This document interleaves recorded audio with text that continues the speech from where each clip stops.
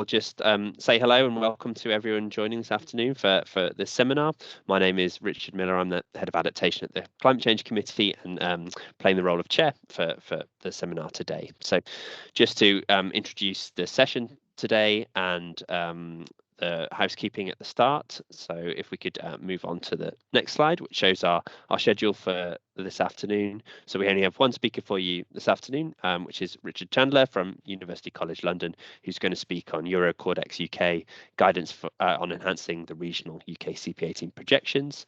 And we will cover that in maybe a slightly longer slot that we have for our talk, and then move into a Q&A where Richard will also be joined by Claire Barnes from Imperial College London for any questions you might have. Great, so that's our outline of our schedule. If we can move to the next slide, which just shows a summary of how it will run. Hopefully this is familiar for those of you who've joined. So we'll have the presentation first, and then we'll have Q&A afterwards. So do please post any questions in the Q&A tab, which you should see on the top in the top bar of the browser. That's different from the chat. So just use the chat, please, for any technical issues, questions into the Q&A box. And there you can upvote questions. So please do upvote questions you'd like to see the presenter answer. And I will try my best to choose ones that are very popular.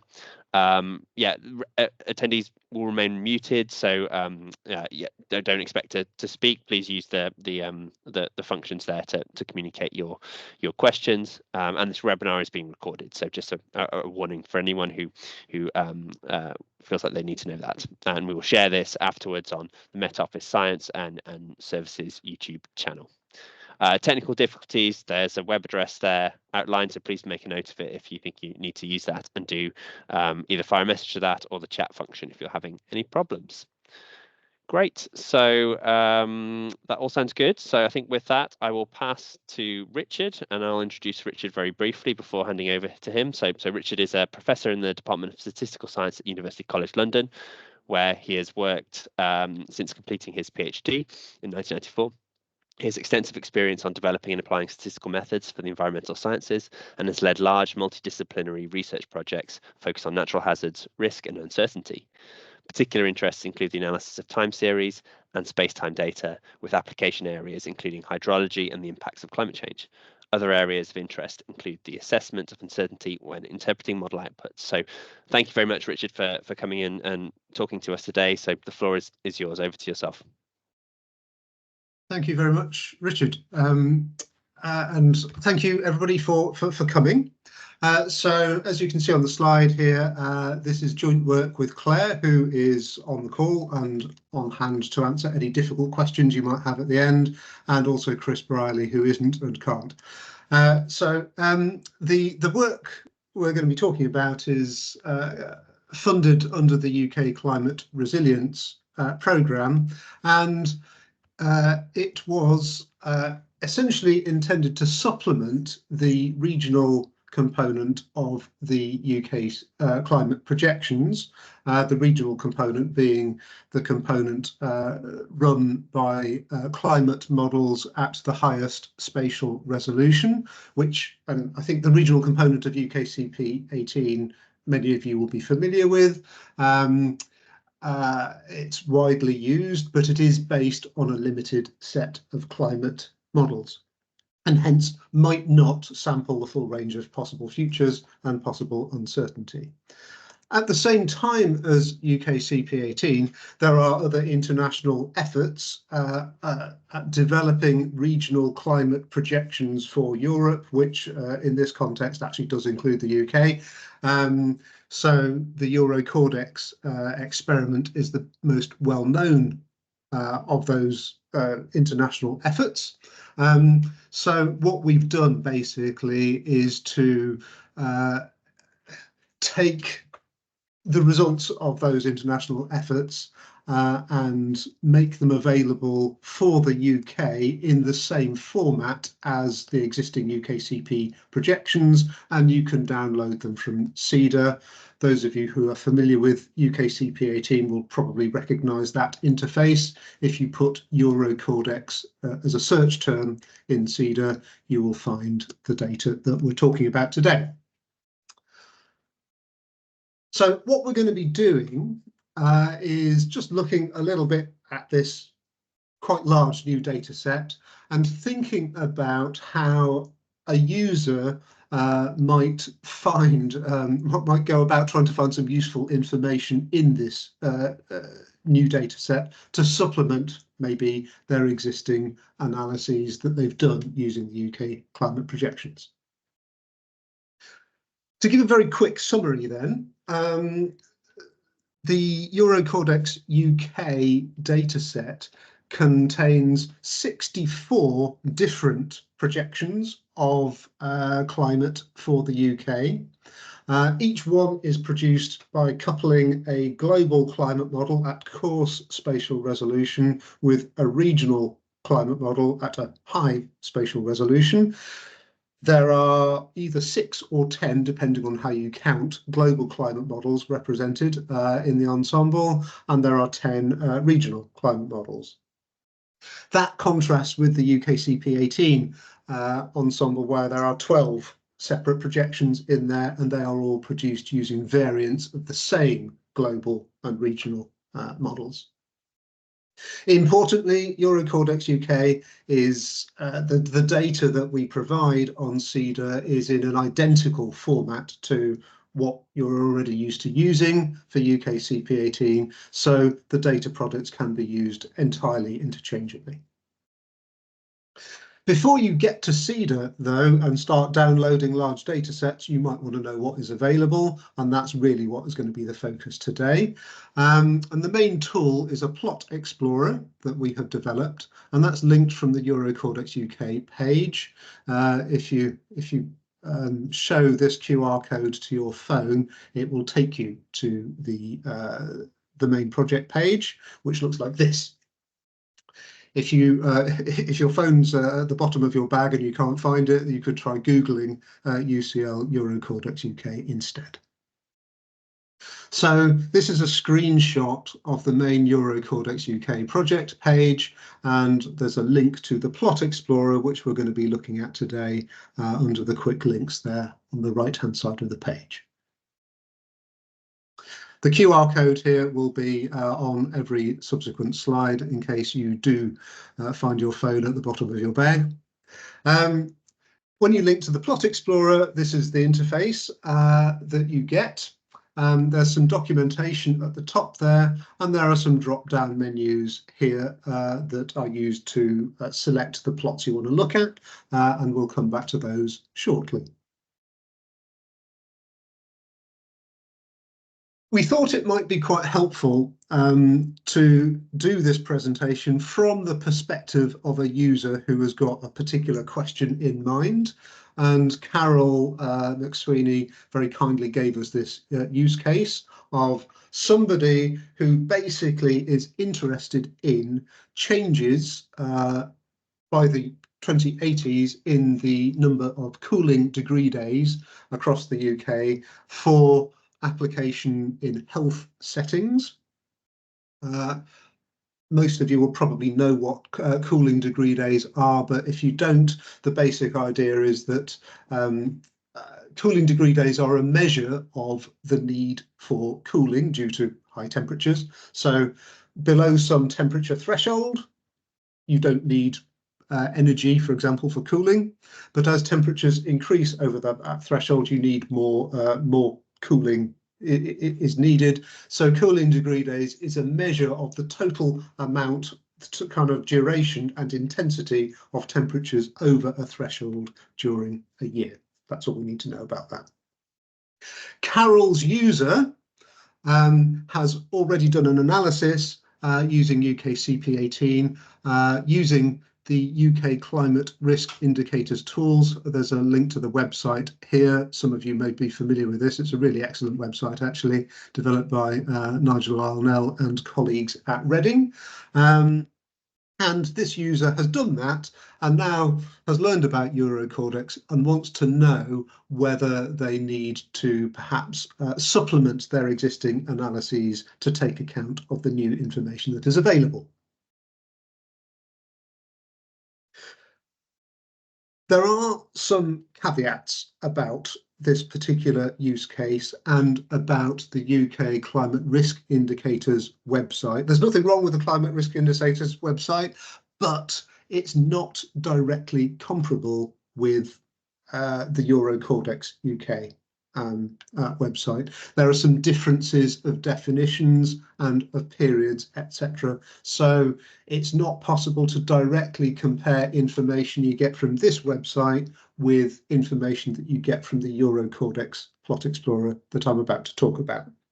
However, the EuroCORDEX Plot Explorer does provide analyses for both the UKCP18 and the EuroCORDEX ensembles, projections that are calculated in exactly the same way, so it does allow a direct head-to-head comparison of the two ensembles. So where is Carol's user going to start being interested in future changes in cooling degree days across the UK? Well,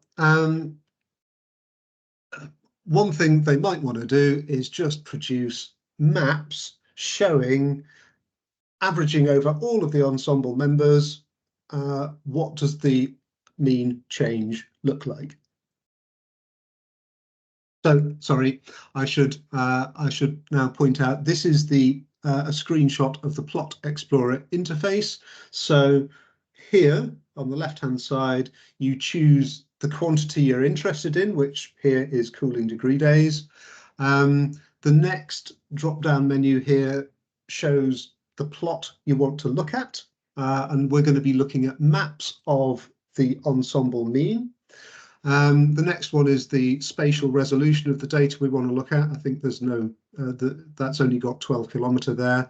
We're going to be looking at annual totals for the degree days, and the final drop-down menu allows you to select the period that you're interested in. When you've chosen an item from each, at least one item from each of those menus, the plot will appear, and you get buttons here that allow you to save the plots, for example, if you want to download them and include them in your own reports or presentations. This is what you get if with those particular settings. So the Plot Explorer actually provides information on 5 different ensembles. Carol's user is interested in the UKCP18 regional ensemble, which is this final one here, and in the EuroCORDEX ensemble, which is this one here. So these maps show the future changes in degree days at each location in the UK, averaged over all of the members of each ensemble. And the numbers at the top are the overall averages averaged across the entire UK. So immediately we can see, for example, that for UKCP18, the overall average change is 27.5 cooling degree days per year, whereas in EuroCORDEX it's only 6.6. We can also see that the changes are concentrated in the southeast, and in particular in the London area here, where there's perhaps an urban heat island effect.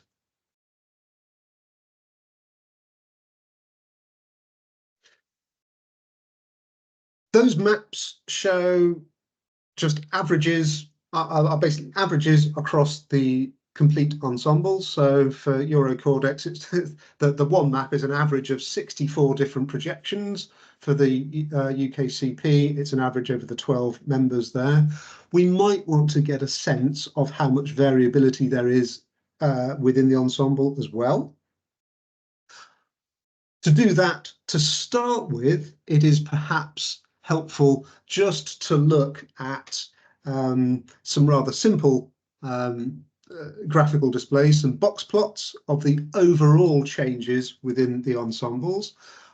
So if we do that, the Plot Explorer will give us this. It's the same 5 ensembles. We've got EuroCORDEX here, we've got UKCP here, regional.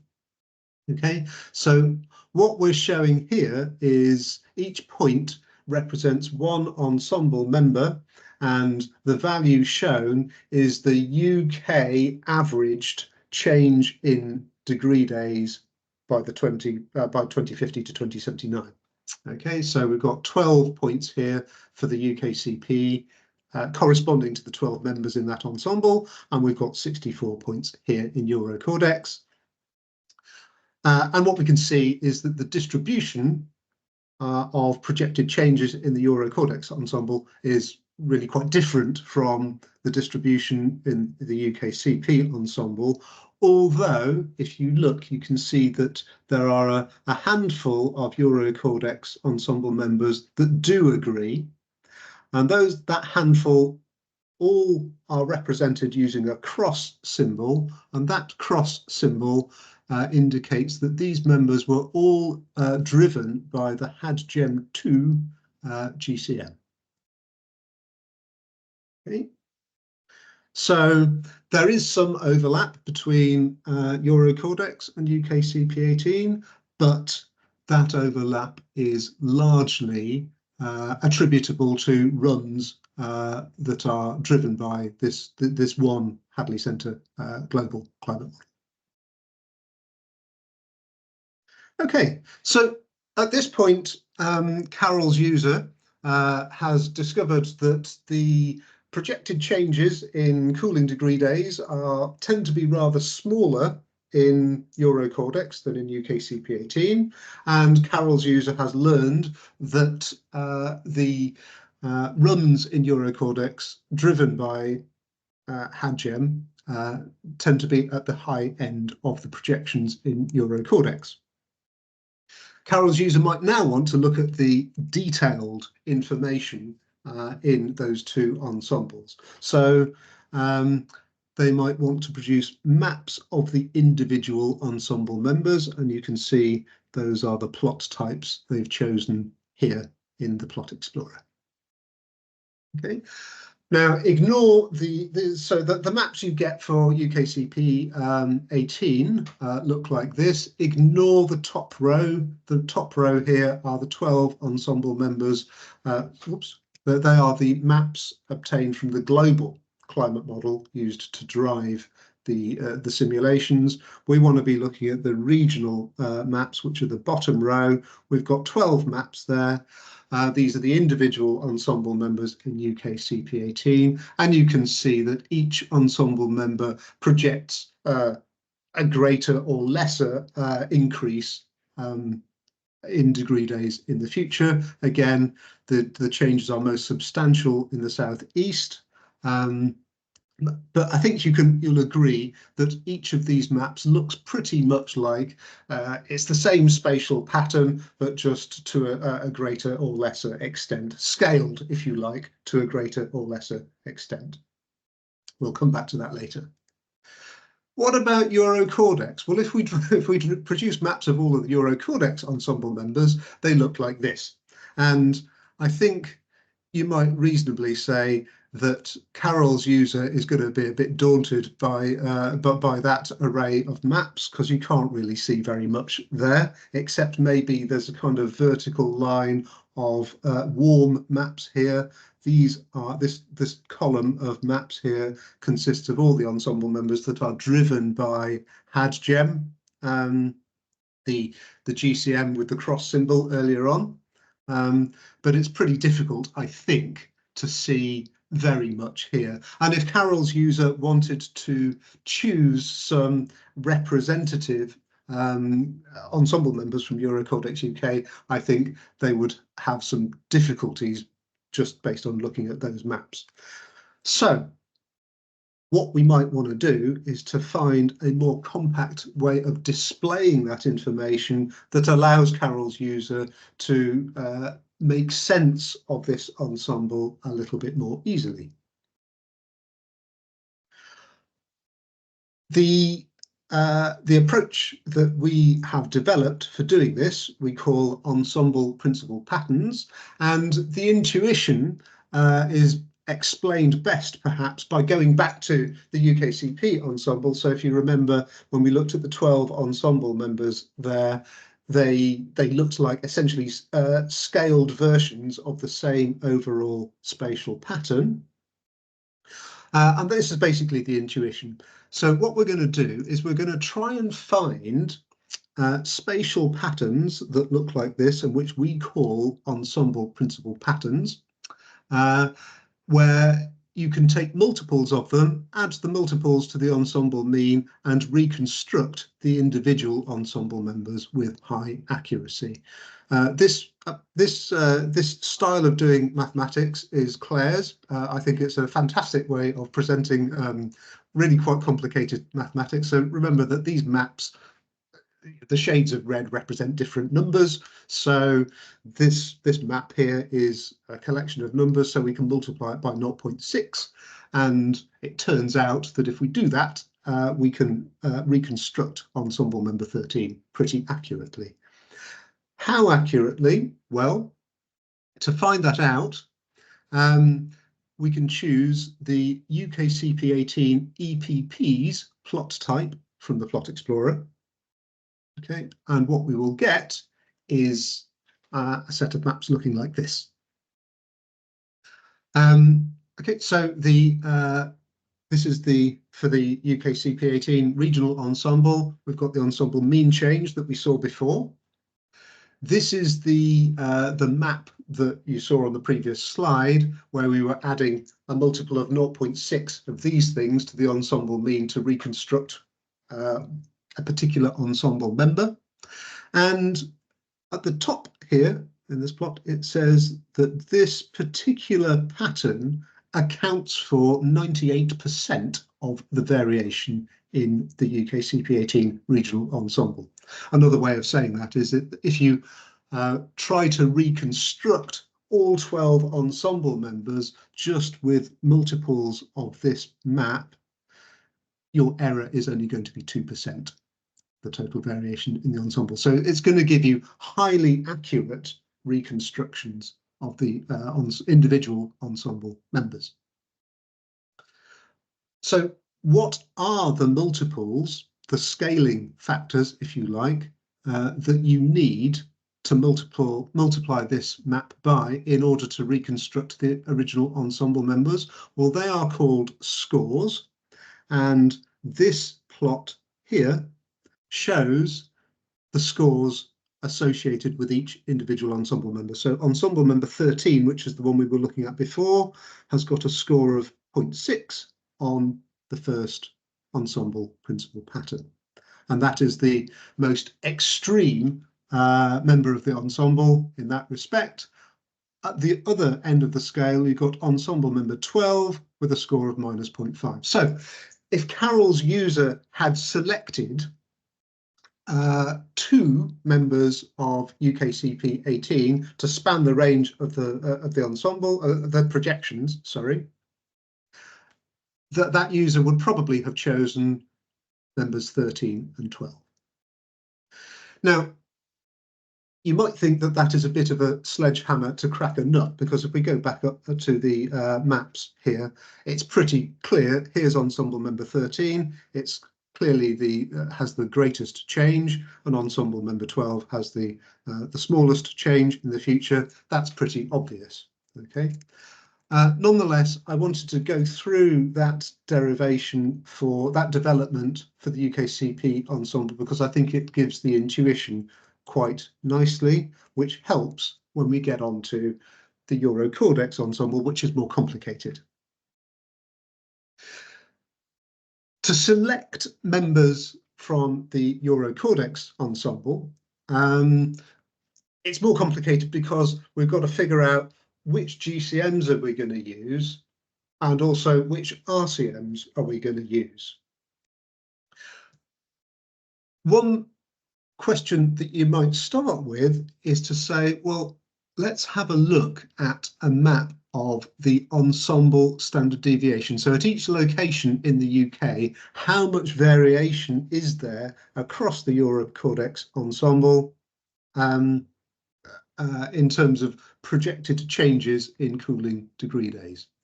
Answer, and these set of plots here is produced using the EuroCORDEX ANOVA analysis of variance plot type on the Plot Explorer.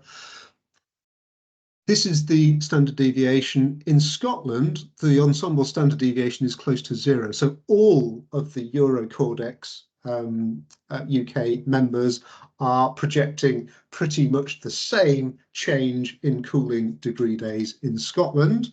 So there's no uncertainty there. I suspect I know why. You don't often need cooling down in Scotland. Whereas, of course, as we now go to the to the southeast, there is a lot more variation between the ensemble members in the projected changes here, in particular in London. The remaining plots here, the remaining maps, show the proportion of this variation that is attributable to the global models and the regional models, and a kind of random unstructured component at the end there. So, for example, I mean, overall, 41% of the variation across the EuroCORDEX ensemble is attributable to the choice of global model, 27% to the regional model, and there's a substantial portion that is essentially random. Nonetheless, if you look at the places where the ensemble variation, the uncertainty, the variation across the ensemble is greatest, you will see, which is London basically, you will see that the regional model here, there's a kind of turquoisey, greeny, bluey colour there. The regional models are responsible for 60% of the variation in the ensemble there. So essentially, what this set of maps shows us is that where there is substantial variation in the ensemble, both the global and the regional models are contributing to that variation or uncertainty. So we need to think about them. Having identified that, we're then going to say, okay, which global models should we choose? And to answer that question, we can do an EPP, an ensemble principal pattern analysis on the global models. Specifically, there is a plot type GCM EPPs. We get this result here, indicating that actually the GCM effects are literally scaled versions of this pattern. Here are the scaling coefficients, and basically we look at this, we see there's that cross again, that is HADGEM. Okay, so we've got an outlying GCM here, which is HADGEM. So if Carol's user wanted to choose runs from EuroCORDEX that kind of span the range of GCM effects that is in there, that user should choose one run by driven by HADGEM. And to be honest, looking at the scores for the rest of the GCMs, it doesn't matter which other one you choose. What about the choice of regional models? Well, on the Plot Explorer, you can do RCM, ensemble principal patterns as well. And you get this. Again, the first principal pattern accounts for 91% of the variation that is attributable to the regional climate models. So you can do the same thing again, just look at the most extreme, the regional climate models that have the most extreme scores at both ends, which are the orange and yellow ones, which is one of them is HAD-REM and one of them is RACMO 22E. If you wanted, you could look at the second principal pattern as well and look at the extreme regional climate models with extreme scores at both ends there. Okay, so essentially, what have we done? We've gone through a fairly structured process of identifying that there are differences between the EuroCORDEX and UKCP ensembles, and we have used ensemble principal pattern analysis to identify the runs in EuroCORDEX or the climate models that span the range of that particular ensemble, and therefore that might be most useful in supplementing the existing analyses that Carol's user has already done using UKCP18. And the bottom two bullet points there suggest the choices that one might make. Finally, just a couple of additional points. We've looked at cooling degree days here. The Plot Explorer provides more than 60 climate indices, and Claire had a lot of fun coding all of those up. The conclusions we've seen today and the particular ensemble members that you might choose obviously depend on whether you're looking at cooling degree days, temperatures, rainfall, whatever it might be. It depends on the quantities considered. For many applications, you might be interested in not just one climate index, not just cooling degree days. You might be interested in temperature and precipitation. I have used undergraduate students as guinea pigs to see what you might do in this kind of situation, and they find the simplest approach is to basically take the workflow that I've just indicated and apply that to each index separately. If anybody is interested in more details of that ensemble principal pattern methodology, there is a reference there. And if anybody is interested in me shutting up and giving you time for questions, I will do that. Thank you for your attention. Thank you very much, Richard. Yeah, really great talk. Great. So please do drop your questions into the Q&A tab. I can't see any there yet, but assume people have been listening avidly and now have loads to drop in. So go ahead and do that. And while people do that, I will introduce Claire, who, as Richard said, it's great to have her joining us for the Q&A as well. So to give you a bit of background on Claire, her affiliation is Imperial College London, and Claire is a statistician with a PhD in statistical science from University College London, where she developed models for quantitative for quantifying uncertainty associated model ensemble forecasts of weather and climate. And since 2022, she's worked as an environmental associate with the World Weather Attribution Initiative based at the Grantham Institute for Climate Change and the Environment at Imperial College London. Her work therefore involves understanding how changes in the frequency and intensity of weather extremes are linked to climate change. So yeah, great to have you with us for the Q&A as well, Claire.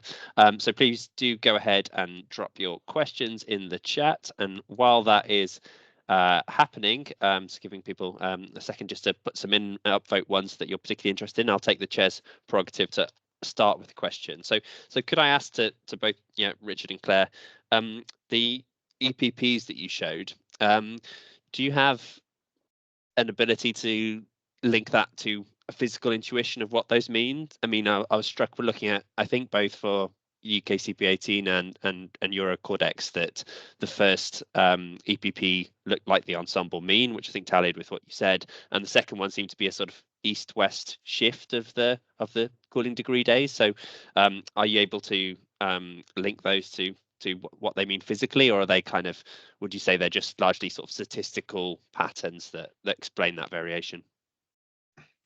Yeah, that's a good question. And I mean, so I think Claire, do you mind if shall I take that one? Yeah.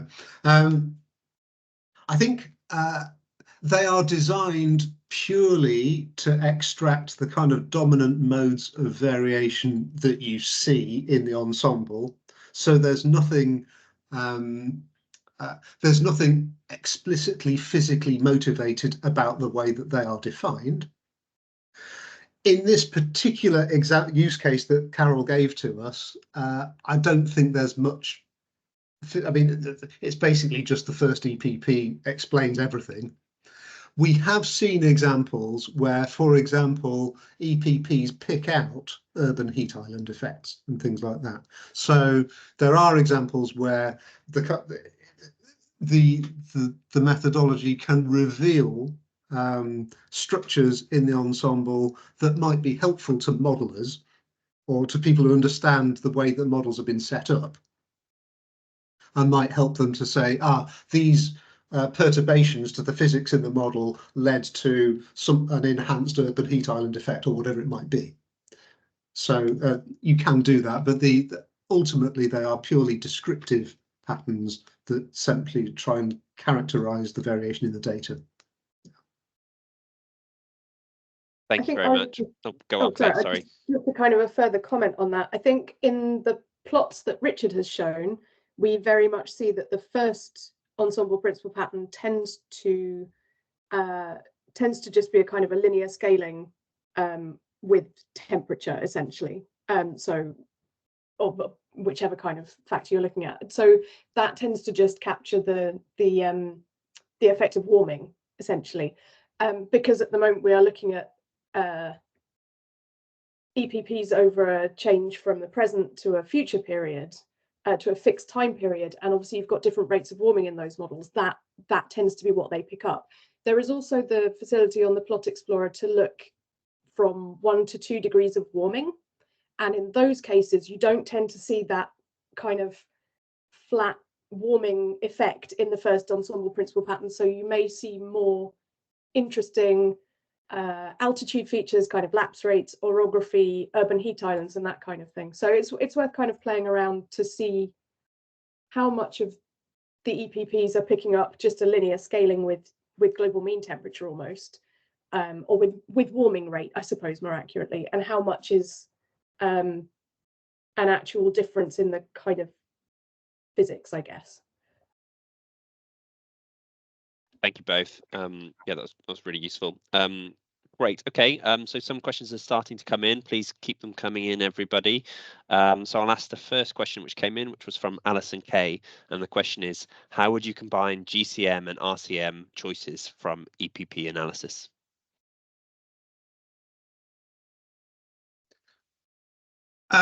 So I think yes. So I think the idea, and thanks for raising that, because maybe I didn't make it fully clear. So in the EuroCORDEX ensemble, each member is produced by an RCM GCM pair. So the EPP, the workflow we have suggested is, having identified that that you need to think about both the GCM and the RCM, or that Carol's user needs to think about both the choice of GCM and RCM, we have identified that when choosing the GCM, you need to think about HAD-GEM and something else. In choosing the RCM, you need to think about HAD-REM and something else. And basically, the way the EPP analysis works is that you can now basically choose the ensemble members that are combinations of those two choices. I hope that that answers the question. Thank you. I'm sure Alison can come back if there's anything else you'd like to clarify on that. Great. Okay, I'll ask the next question. And yeah, people, please do drop more questions into the Q&A. I'm sure there are more questions you'd like to ask. But the next question is from Sitali. And the question is, would you be able to suggest when we might be better off with EuroCORDEX-UK and when UKCP18 might be better or good enough?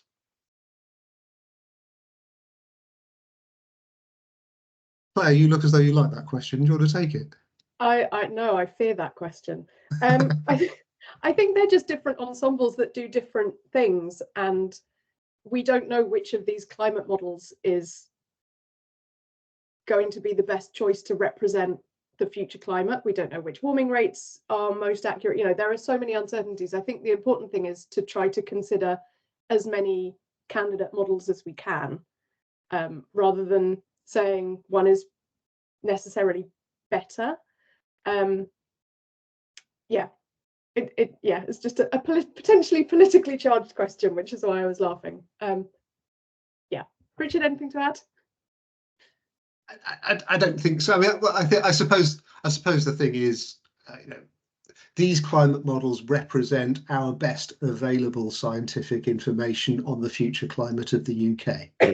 So I think the example we've shown, which demonstrates that maybe UKCP18 is not, the regional component of UKCP18 is not fully representative of that scientific understanding. I think it's helpful to know that. And if you see something like that, it is probably prudent to supplement your existing analyses with a broader range of projections, given that they exist. Yep, makes sense. Thank you. Great. Okay, I've got another question here, and this is from Chris Parker. And the question is, can you summarize the benefits of using the EEP method over just selecting the ensemble edge cases? And further expanding on this, how does it compare when using global warming levels instead? And Chris adds he's also wary of using these kinds of statistical approaches without strong physical reasoning, given the structural differences in driving GCMs, such as large-scale circulation. So, yeah, grateful for any thoughts on any of that from both of you. Shall I take the first one, Claire, and then you can do the global warming levels again? Yeah, okay. So I think advantages of EPPs versus just taking the edge cases. I think what I would say is it's not always easy to find out what to figure out what the edge cases are.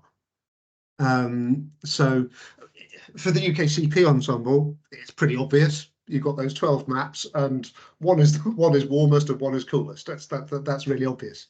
But I think, you know, if you look at the EuroCORDEX ensemble, it's much less clear.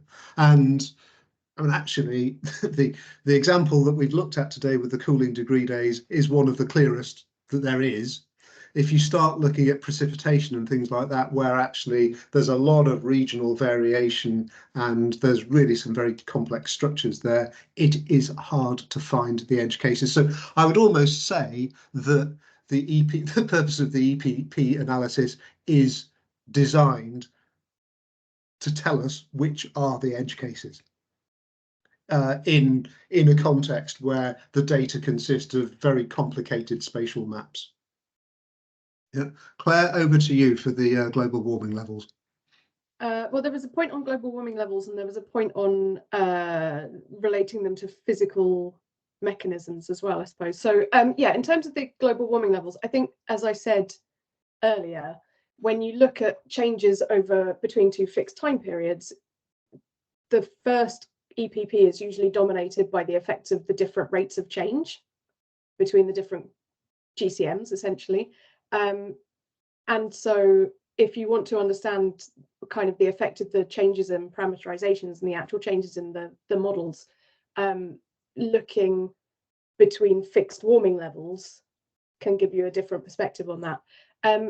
And what we have found generally is that when we look at these statistically derived patterns, we can kind of explain them in terms of likely physical processes, likely changes in the physical processes underlying them. I say that with the caveat that Richard and I are both very much statisticians, so we can come up with plausible explanations. I guess it would be really of interest to find out what someone that really understands atmospheric dynamics finds when they pull apart these EPPs and look at the patterns and what that can tell you. Because, you know, I kind of look at it and go, oh, look, it's changing where the mountains are high. That's my level of understanding the kind of physical processes. So it would be really good actually to get some feedback on that, and hopefully that would be yeah, hopefully that would be something that would be useful for. But I think generally we found that the patterns that we see look like they relate to physical features to the eye, to the naive viewer, let's say. So yeah. Thank you for that both. Right, okay, I see two more questions which we'll take, and then we'll see if there's anything that's burning from anybody else after that. So next question is from Miguel Duran, and the question is there a list of variables for each model that the user is able to see, and how often are new variables updated in the models to increase accuracy? So nothing is being updated. This was a project that finished in 2022, so it's now a kind of a fixed chunk of work. There is, if you go to the UKCORDEX, the plot explorer that Richard has that lovely little QR code for, there is a drop-down list with, hang on, I'm going to just take control for a second. There we go. Sorry, I'm not familiar with Richard's slides. Oh, there we go. So this drop-down list, you've got, I think it's 60 odd indices. grouped by kind of core variables, precipitation, temperature, impact relevant, wind. I feel like I'm missing something, but all of these are listed in the reference section. Obviously this is just a screenshot, so I can't show you the drop downs there, but the reference section describes all of the indices that we computed, how they were computed. It's all documented on there, the time slices that are available, the seasons that are available, details of the models. It's all there for you to have a poke around at, basically. Thank you. That's really useful for everyone trying to understand how to use it. Great. Okay, so there's 2 questions left in the Q&A, which I propose we take both of those and then move to a close. So the first of those 2 is from Anna Harrison, and the question is, with the UKCP18 ensembles projecting more warming and drying than EuroCORDEX, when trying to combine with geohazard datasets and existing geohazard projections based on UKCP18, conditioned on RCP 8.5, would you see this as a tool to identify which EuroCORDEX members to use / subset to be able to compare and contrast with other RCPs?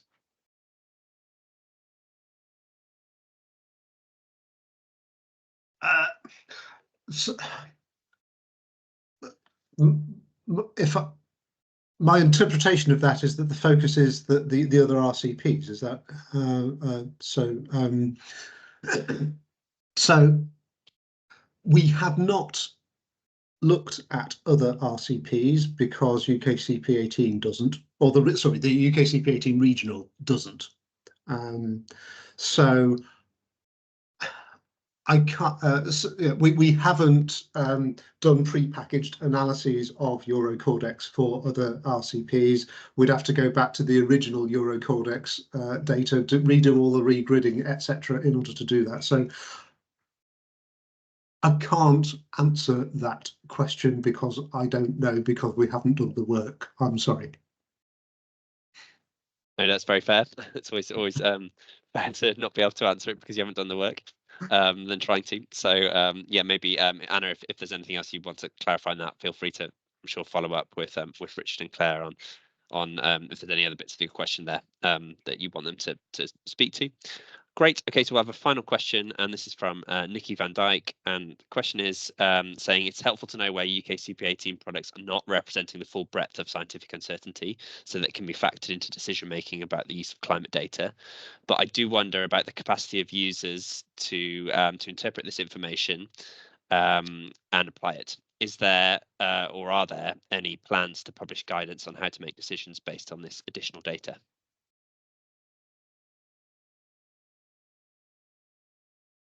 Decisions in terms of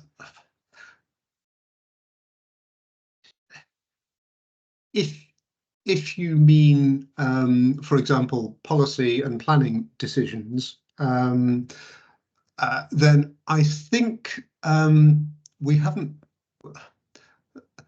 Then I think that is a useful point and well taken, and I think I would like to perhaps take that up with the Met Office to the people we've been talking with at the Met Office about the development of guidance for how you might use this thing, and to actually take that comment back to them to think about that. I think that's a very useful suggestion. Thank you.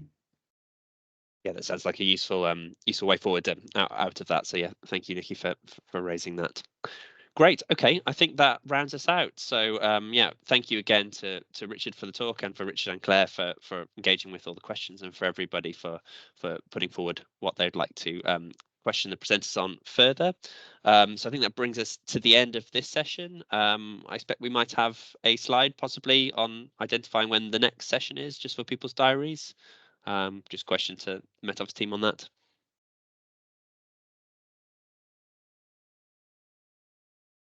Yeah, at the moment we're still figuring out getting people Sure. and when their dates might be. So it'll be in around the 18th or 25th of April. Good, thank you. Yeah, no, and yeah, useful for everyone, just a rough marker for that that data, and do expect to hear more on when the next session will be. So great, that will bring us to a close. So thank you again to our presenters and for everyone for joining, and have a good rest of the afternoon. Thank you and bye. Thank you. Bye.